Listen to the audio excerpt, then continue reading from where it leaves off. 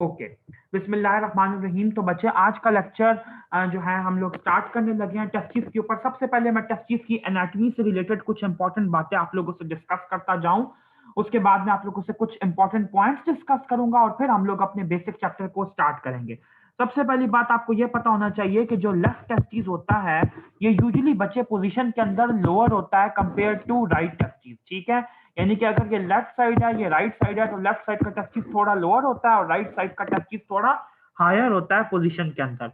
इसी के ऑपोजिट अगर आप लोग देखें तो किडनीज के अंदर ऑपोजिट है।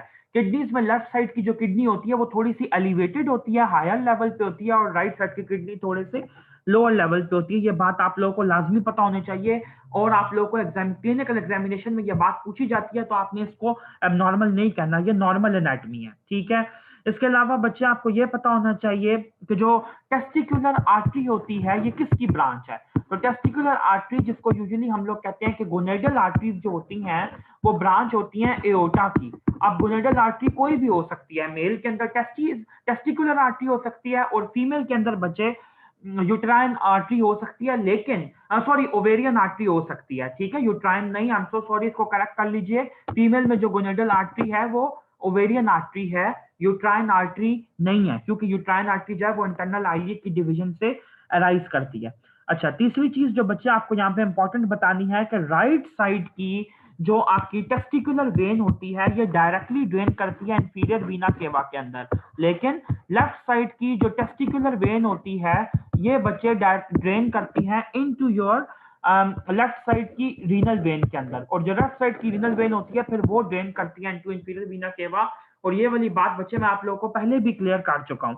इसके अलावा एक चीज हमेशा आपको पता होनी चाहिए कि टेस्टिस आपके इंग्वाइनल एरिया में या फिर आपके पेरिनियल एरिया में पाई जाती हैं, और आपको पता है कि जो आपके पेरिनियल एरिया की स्किन की खास तौर पे लिम्फेटिक ड्रेनेज है वो है सुपरफिशियल इंग्वाइनल और लिम्फ नोड्स के अंदर, सुपरफिशियल और डीप इंग्वाइनल लिम्फ नोड्स के अंदर ड्रेनेज होती है, लेकिन टेस्टिस के केस के अंदर lymphatic drainage inguinal lymph nodes के अंदर नहीं होती। ये आपका बहुत इंपॉर्टेंट क्वेश्चन है। इवन के हाउस जॉब में आके भी बच्चों को ये वाली बात बिल्कुल नहीं पता होती, तो मैं आप लोगों को नॉर्मल एनाटॉमी रिवाइज करवा रहा हूँ कि टेस्टिस की जो लिम्फेटिक ड्रेनेज होती है बच्चे वो हमेशा पैरा एओर्टिक लिम्फ नोड्स के अंदर होती है। तो जब भी आप लोग कैंसर की स्क्रीनिंग करेंगे या किसी बंदे को अगर अल्लाह ना करे टेस्टिकुलर मैस है तो उसकी पैरा एओर्टिक लिम्फ नोड्स का की इन्वेस्टिगेशन लाजमी करवाएंगे, ये आपको लाजमी पता होना चाहिए। थोड़ा सा यहाँ पे मैं टेस्टिकुलर डिसेंट को डिस्कस करता चलूं तो टेस्टिकुलर डिसेंट आपको यह पता होना चाहिए कि टेस्टिस जो होती हैं वो एब्डोमिनल रीजन में यानी कि बैक की तरफ ओरिजिनेट करती हैं। ठीक है, एम्ब्रियो के अंदर या फीटस के अंदर, और वहां से ये डिसेंड करके नीचे इंग्वाइनल कैनाल के थ्रू आती हैं, स्क्रॉटम में आके रिजाइड करती हैं। अगर टेस्ट अब ये मैं आपको नॉर्मल एनाटॉमी एक दफा बता दूं। फॉर एग्जाम्पल अगर ये दो आई क्रस्ट है, ठीक है, बीच में ये जो है ये सैक्रम की बोन पड़ी हुई है, और ये मैं आपको बताऊं कि टेस्टिस जो होती हैं वो बिल्कुल बैक पे होती हैं, एब्डोमिन का जो तरफ होता है एब्डोमिनल एरिया में होती हैं, और बैक पे यानी कि पोस्टीरियरली दो टेस्टिस डेवलप करती हैं। ग्यूबरनैक्यूलम एक ऐसा पाथवे होता है, एक ऐसा फाइब्रस कॉर्ड होता है जो कि प्रोवाइड करता है टेस्टिस को एक पाथवे। ठीक है, जैसे जैसे ग्यूबरनैक्यूलम शॉर्टन होता जाता है लेंथ के अंदर वैसे वैसे टेस्टिस नीचे की तरफ डिसेंड करती करती आती जाती है, इसको फॉलो करते हुए। अब ये बता दूं कि टेस्टिस कहाँ कहाँ से गुजरती है। अगर हम लोग पेरिनियल एरिया कंसिडर करें तो ये इंग्वाइनल कैनाल है, यहाँ पे डीप इंग्वाइनल रिंग है, यहाँ पे सुपरफिशियल इंग्वाइनल रिंग है। तो टेस्टिस जो है बच्चे सबसे पहले आपको ये पता होना चाहिए कि आइलिक फोसा के अंदर रीच करती है इन अप्रोक्सीमेटली थर्ड मंथ। ठीक है, ये नॉर्मल है आपका एनाटॉमी का क्वेश्चन, वाइवा के अंदर भी आपसे पूछा जा सकता है, इसको याद कर लीजिए। जो मैं आप लोगों को ड्यूरेशन लिखवा रहा हूं टेस्टिकुलर डिसेंट की, बहुत इंपॉर्टेंट है ये। नंबर 2, और आपको काउंसलिंग का सेशन भी आ सकता है कि आपने पेरेंट्स को काउंसल करना है एक बच्चे की अनडिफेंडेड टेस्टिस के बारे में। ठीक है, तो आप उसको कैसे करेंगे ये सारी इंफॉर्मेशन आपको पता होनी चाहिए। आइलिक फोसा में रीच करती हैं टेस्टिस तकरीबन थर्ड मंथ के ऊपर। ठीक है, फिर डीप इंग्वाइनल रिंग तक पहुंच जाती हैं तकरीबन 7 मंथ पे।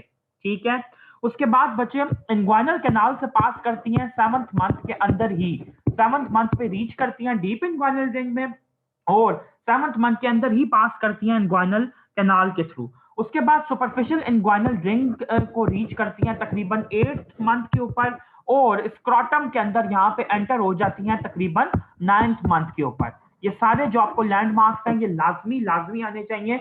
यानी कि जो टेस्टिस ऊपर से आएगी नीचे, वो पहले आइलिक फोसा में पहुंचेगी, आइलिक फोसा से डीप इंग्वानल रिंग, उसके बाद इंग्वानल कैनाल में ट्रेवल करेगी, फिर सुपरफिशियल इंग्वानल रिंग में, और नीचे फिर अपनी प्लेस के अंदर स्क्रोटम में रीच कर जाएगी। ये नॉर्मल ड्यूरेशन आप लोगों को लाजमी आने चाहिए। अच्छा जी, उसके बाद बच्चे नेक्स्ट जो आपको इंपॉर्टेंट बातें पता होनी चाहिए वो है कि टेस्टिकुलर ट्यूमर से रिलेटेड इंपॉर्टेंट पॉइंट्स क्या क्या हैं। सबसे पहले आपको यह पता होना चाहिए कि जो मोस्ट कॉमन टेस्टिकुलर ट्यूमर है दैट इज, मैं यहाँ पे सिर्फ टेस्ट लिख रहा हूँ और टेस्टिकुलर ट्यूमर लिख रहा हूँ, तो that is actually germ cell tumour जो होते हैं वो मोस्ट कॉमन ट्यूमर होते हैं टेस्टिस के।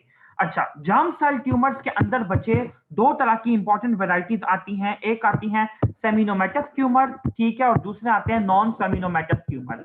ये दोनों आपको पता होने चाहिए। जो सेमिनोमेटस ट्यूमर होते हैं जनरली अगर इनका ट्रेंड देखा जाए तो ये अडल्ट पेशेंट्स के अंदर होते हैं, और नॉन सेमिनोमेटस ट्यूमर जो होते हैं ये जनरली चाइल्डहुड के अंदर या बच्चों के अंदर कॉमन होते हैं। अच्छा, एक चीज यहाँ पे और डिस्कस करता चलूं कि जो सेमिनोमेटस या सेमिनोमा के ट्यूमर्स होते हैं इनकी फर्दर टू वेराइटीज एग्जिस्ट करती हैं, क्लासिक सेमिनोमा और स्पर्मेटोसिटिक सेमिनोमा। ठीक है, अब ये आपका टिपिकल प्रॉफ का एमसीक्यू क्वेश्चन है कि मोस्ट कॉमन वेराइटी इसमें से कौन सी होती है, तो that is actually classic seminoma, जिसको हम लोग सिर्फ सेमिनोमा लिखते हैं। तो इट शुड बी ऑब्वियस कि क्लासिक सेमिनोमा है जिसके 95% इंसिडेंसेस पाए जाते हैं। और स्पर्मेटोसिटिक जो सेमिनोमा होता है इसका प्रोग्नोसिस बहुत अच्छा होता है, लेकिन इसका जो इंसिडेंस है वो सिर्फ और सिर्फ 5% है।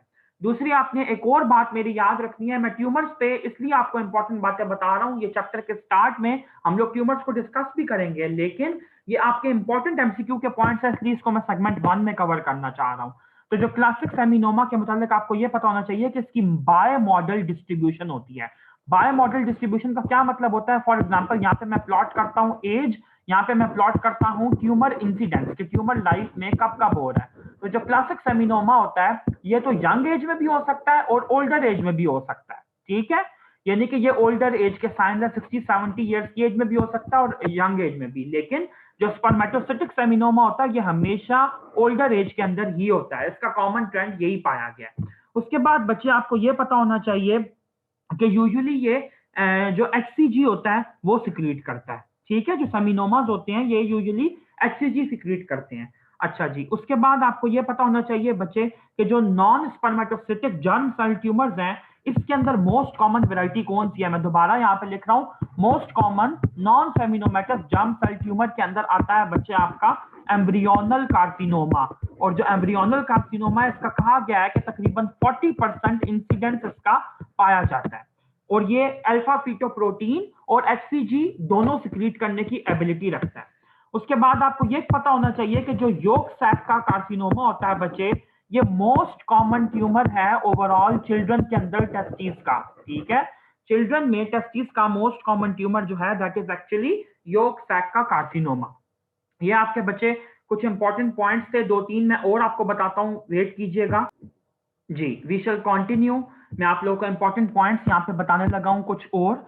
सबसे पहले आपको यह पता होना चाहिए कि जो क्रिप्टोर्शिडिज्म होता है इसका यूजुअली आपको पूछा जाता है कि ये यूनिलैटरल होता है या बायलैटरल होता है, ठीक है। तो बच्चे जो मेजॉरिटी ट्रेंड यही पाया गया है कि जो क्रिप्टोर्शिडिज्म होता है वो मोस्टली बच्चे यूनिलैटरल होता है। क्रिप्टोर्शिडिज्म का मतलब आप लोगों को ये पता होना चाहिए कि इट इज एक्चुअली जो नॉन डिसेंट होता है या इनकम्प्लीट डिसेंट होता है टेस्टिस का, उसको हम लोग क्रिप्टोर्शिडिज्म कहते हैं। उसके बाद आपको ये भी पता होना चाहिए कि क्रिप्टोर्शिडिज्म की जो सर्जरी होती है बच्चे, वो यूजुअली ये आपको कॉमन एमसीक्यू आता है कि एक बच्चा है जिसको क्रिप्टोर्शिडिज्म डायग्नोज हुआ है तो उसकी सर्जरी हमें कब परफॉर्म करनी चाहिए, तो बिफोर स्कूल गोइंग एज जो होती है हमें उसकी सर्जरी परफॉर्म कर देनी चाहिए, ठीक है, बिफोर स्कूल गोइंग एज। और जो यूजुअली बच्चे इसके अंदर हम लोग सर्जरी परफॉर्म करते हैं वो कौन सी होती है, दैट इज नोन एज ऑर्किडो या ऑर्चिडोपेक्सी, ठीक है, जिस तरह आपका दिल करता है बेशक आप लोग वैसे बोल दीजिए, ऑर्किडोपेक्सी कह दें, ऑर्चिडोपेक्सी कह दें, ये हम लोग यूजुअली इसके लिए करते हैं। लेकिन याद रखिएगा कि क्रिप्टोर्शिड टेस्टिस के अंदर मैं अभी आप लोगों को पूरा टॉपिक पढ़ाऊंगा, चांस होता है मैलिग्नेंसी का। तो जो ऑर्चिडोपेक्सी होती है वो बंदे को सिक्योर नहीं कर पाती, प्रोटेक्ट नहीं कर पाती मैलिग्नेंसी के अगेंस्ट, ये सिर्फ एक प्रोसीजर है टेस्टिस को एक जगह पे बाइंड करने का, ठीक है, ये आपको प्रोटेक्शन नहीं देती। उसके बाद बच्चे आप लोगों को एक और बात यहाँ पे बताता चलूं कि जितने भी टेस्टिकुलर ट्यूमर्स होते हैं तो इनको रिमूव करने के लिए जो हमें प्रोसीजर परफॉर्म करना होता है दैट इज नोन एज ऑर्चिडेक्टमी या ऑर्चिएक्टमी, ठीक है। अगर आप लोग डी रिमूव कर देंगे तो इसको हम लोग कहते हैं ऑर्चिडेक्टमी और ऑर्चिएक्टमी, और नॉर्मली इसको ऑर्चिडेक्टमी कहते हैं। ब्रिटिश और अमेरिकन डिक्शनरीज में दोनों तरह के वर्ड्स जो हैं वो लिखे हुए हैं। तो आपने ये याद रखना है कि टेस्टिकुलर ट्यूमर्स के लिए जो आप लोग ऑर्चिडेक्टमी परफॉर्म करते हैं उसका नाम आपको लाजमी आना चाहिए। मैं अभी आप लोग को ऑर्चिडेक्टमीज की टाइप्स भी पढ़ाता हूँ। That is known as high inguinal orchidectomy, ठीक है। ये आपका इंपॉर्टेंट एमसीक्यू है, आपको आना चाहिए। उसके बाद आपको यह पता होना चाहिए कि कभी भी टेस्टिस की बायोप्सी लेने की जरूरत पड़ रही है, ठीक है। किसी भी टेस्टिस की अगर बायोप्सी की लेने की जरूरत पड़ेगी तो उसके लिए हमेशा पूरे का पूरा ऑर्गन जो होता है वो रिमूव करना पड़ता है पेशेंट की, और ऑर्चिडेक्टमी करनी पड़ती है। आप टेस्टिस में से सिर्फ एक छोटा सा पार्ट नहीं ले सकते, ये आपने याद रखना है। हमारे सर्जरी के एग्जाम में एमसीक्यू आया था, हमें ये आप लोगों को लाजमी पता होना चाहिए, ठीक है। उसके बाद बच्चे आपको यह पता होना चाहिए कि हाइड्रोसील की डिफरेंट टाइप्स होती हैं, वो भी मैं अभी आप लोगों को डिटेल में पढ़ाऊंगा, लेकिन एक इंपॉर्टेंट एमसीक्यू बता रहा हूं कि सिर्फ वो कौन सी हाइड्रोसील है, कॉन्जेनिटल है, एंसिस्टेड है, कौन सी वाली ऐसी हाइड्रोसील है जो कि ट्रीट हो जाती है by the procedure of herniotomy. The only hydrocele that is treated by the procedure of herniatomy is congenital hydrocele, ठीक है। ये आपका इंपॉर्टेंट एमसीक्यू है, प्लीज आपने इसको याद रखना है। इसके अलावा आपको ये पता होना चाहिए एक और डायग्नोस्टिक पॉइंट कि स्पर्म के अंदर अगर सिस्टिक स्वेलिंग बन जाए, जिसको हम लोग रिटेंशन सिस्ट कहते हैं, ठीक है, तो इसको हम लोग यूजुअली इसका नाम देते हैं स्पर्मेटोसील। स्पर्मेटोसील से रिलेटेड एक एमसीक्यू जो होता है बच्चे वो बहुत कॉमनली आ जाता है कि एक ऐसी हमें सिस्ट मिली है, ठीक है, जो कि यूनिलॉक्यूलर है। यूनिलॉक्यूलर से मुराद होता है कि मतलब एक ही मिल रही है, दो तीन सिस्ट इकट्ठी नहीं है। अगर वो इकट्ठी होती तो उनको हम लोग मल्टीलॉक्यूलर कह देते। तो यूनिलॉक्यूलर आपको जो सिस्ट मिल रही है उसके अंदर आपको एक टिपिकल एमसीक्यू आता है कि उसका जो फ्लूइड है that is actually barley water fluid को रिजेंबल करता हुआ उसका फ्लूइड है, ठीक है। बार्ले जो होता है बच्चे आपका जो एक डोमेस्टिक इनटेक की चीज है बार्ले, तो बार्ले वाटर की जैसे अपीयरेंस होती है बिल्कुल वैसा स्पर्मेटोसील के अंदर फ्लूइड होता है, ठीक है। ये बहुत टिपिकल आपका एमसीक्यू है, इसलिए मैंने इस पर फोकस किया है, इसको अच्छे तरीके से याद कर लीजिए। उसके बाद बच्चे नेक्स्ट चीज जो मैं आप लोगों को करवाने लगा हूं एक और, वो मैंने कहा कि आप लोगों को चैप्टर के स्टार्ट में शुरू करवा दूं कवर, ताकि हम लोग आगे जहां जहां पे पढ़ेंगे आप लोगों को ये सारा ट्रीटमेंट लिखना आना चाहिए, ठीक है। तो मैं आप लोग को प्रोसीजर करवाने वाला हूं ऑर्चिएक्टमी का या ऑर्चिडेक्टमी का। बेसिकली ऑर्चिएक्टमी हम लोग कहते हैं रिमूवल ऑफ टेस्टिस को, ठीक है। दूसरी बात आपको यह पता होनी चाहिए कि ऑर्चिएक्टमी यूनिलैटरल भी हो सकती है, ऑर्चिएक्टमी बायलैटरल भी हो सकती है। यानी कि किसी एक बंदे में एक टेस्टिस भी रिमूव करना पड़ सकती है और दोनों भी रिमूव करना पड़ सकती हैं। अब ऑर्चिएक्टमी की बच्चे कौन सी टाइप्स एग्जिस्ट करती हैं इनकी डिटेल आपको लाजमी पता होनी चाहिए। तीन तरह की ऑर्चिडेक्टमीज हम लोग यूजुअली परफॉर्म करते हैं। एक को हम कहते हैं सिंपल ऑर्चिडेक्टमी, मेरे ख्याल से ये टॉपिक आपकी बुक्स में नहीं दिया हुआ, इसलिए इसको नोट कर लें, मुझे ये बात सर्टन नहीं है। नंबर टू जो ऑर्चिडेक्टमी हम लोग परफॉर्म कर सकते हैं दैट इज नोन एज सब कैप्सूलर ऑर्चिडेक्टमी, ठीक है। और थर्ड नंबर पे आती है बच्चे इनग्वाइनल ऑर्चिडेक्टमी। अब इन तीनों की डिटेल आप लोगों को बता दूं, लेकिन उससे पहले आपको यह पता होना चाहिए कि सिंपल और सब कैप्सूलर जो ऑर्चिडेक्टमीज होती हैं ये जनरल एनेस्थीसिया के अंडर, ठीक है, लोकल एनेस्थीसिया के अंडर और एपिड्यूरल एनेस्थीसिया के अंदर, तीनों एनेस्थीसिया के अंदर ये वाले प्रोसीजर जो है परफॉर्म किए जा सकते हैं। और यूजुअली इनको परफॉर्म करने के लिए 30 मिनट्स रिक्वायर्ड होते हैं। लेकिन जो आपका इनग्वाइनल ऑर्चिडेक्टमी है ये यूजुअली बच्चे जीए में परफॉर्म की जाती है, ये लोकल या एपिड्यूरल में नहीं परफॉर्म की जाती। अब यहाँ पे एक और बात यहाँ पे क्लियर कर दूं, इन तीनों की डिटेल क्या क्या है। सबसे पहले जो सिंपल ऑर्चिडेक्टमी होती है बच्चे, ये यूजुअली आप लोग करते हैं मतलब सेक्स रीअरेंजमेंट सर्जरी के तौर पे।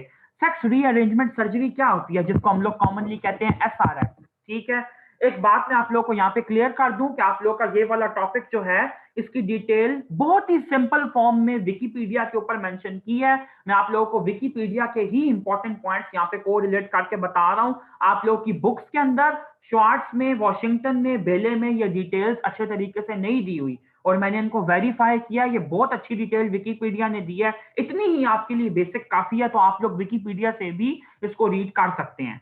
तो सेक्स रीअसाइनमेंट सर्जरी के केसेस के अंदर बच्चे यूजुअली ये परफॉर्म किया जाता है सिंपल ऑर्चिएक्टमी, ठीक है। जैसे कि हम लोग कहते हैं कि कास्ट्रेशन का बेसिकली ये पार्ट है, ठीक है। सिंपल ऑर्चिएक्टमी कास्ट्रेशन के लिए की जाती है ट्रांसजेंडर्स के लिए। नंबर 2 पे आपको पता होना चाहिए सब कैप्सूलर ऑर्चिएक्टमी क्या होती है।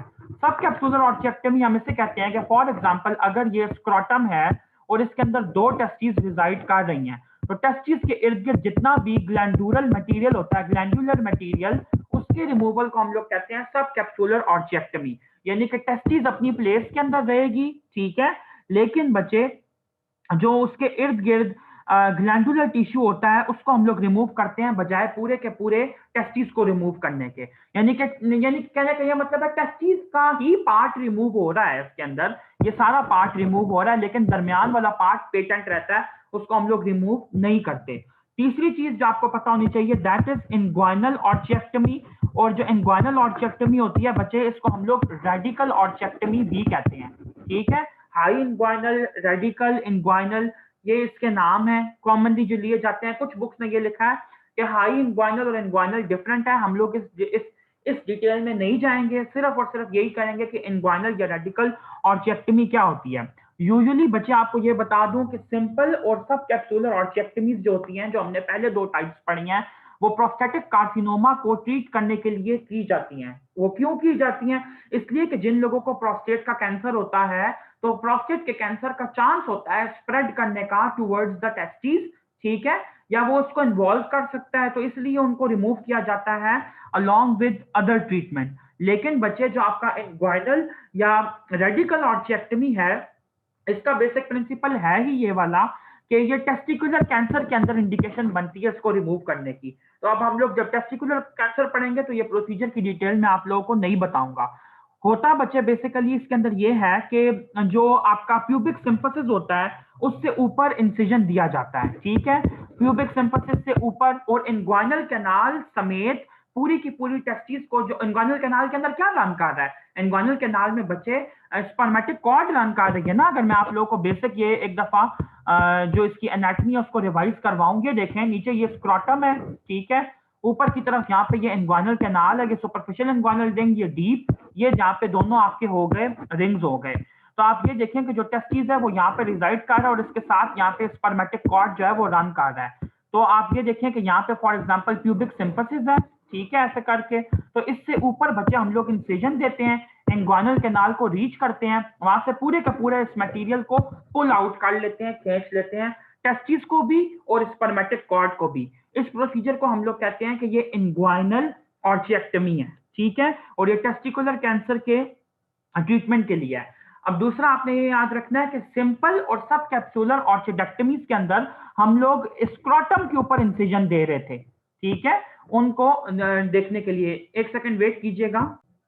ओके जी, लेट्स कंटिन्यू। बच्चे मैं ये बता रहा था कि सिंपल और सब कैप्सूलर ऑर्चिडेक्टमीज के अंदर स्क्रोटम पे इंसिजन दिया जाता है, लेकिन याद रखिएगा, और मैंने ये भी बताया कि सिंपल और सब कैप्सूलर जो ऑर्चिडेक्टमीज होती हैं, सिंपल वाली यूजुअली सेक्स रीअरेंजमेंट सर्जरी या कास्ट्रेशन के लिए की जाती है, और जो सब कैप्सूलर होती है वो प्रोस्टेट के कैंसर के अंदर एक प्रोसीजर के तौर पे किया जाता है, एडिड प्रोसीजर। लेकिन जो हाई इंग्वाइनल है या इंग्वाइनल ऑर्चिडेक्टमी है, ये स्पेसिफिकली की जाती है in case of testicular cancer. Number 2 मैंने आपको ये बताया है कि इनके इंसिजन्स का क्या डिफरेंस है, कहाँ कहाँ पे दिए जाते हैं, ठीक है। इसी के साथ बच्चे जो हमारे इंपॉर्टेंट पॉइंट्स हैं वो कवर हो जाते हैं। मैं न्यू आपको लेक्चर का लिंक भेज रहा हूँ, जल्दी से वापस आइएगा, हम लोग बुक से अब डिटो समझने की कोशिश करेंगे।